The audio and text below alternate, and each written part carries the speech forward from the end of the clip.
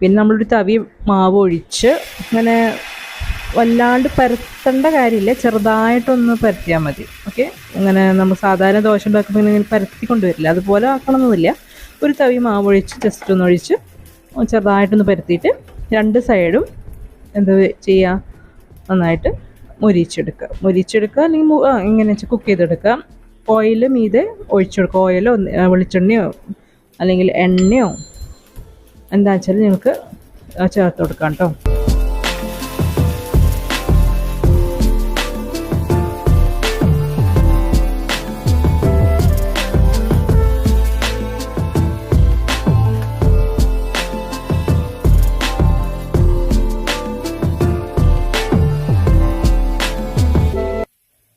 So guys, അങ്ങനെ നമ്മുടെ തക്കാളി ദോശ റെഡി ആയിട്ടുണ്ട്. കണ്ടോ, നല്ല ടേസ്റ്റി ദോശയാണ്. നിങ്ങളൊന്ന്